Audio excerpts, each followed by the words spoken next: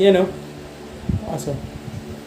Guys, pwede. Now, anong maganda dito para sa mga girlfriend, jowa, friends, kapamilya, kapatid, is meron siyang taser.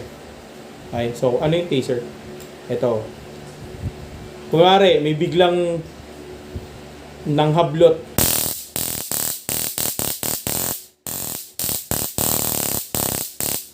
Okay? Kita nyo?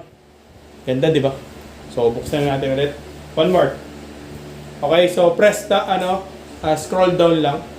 Then, may press the button.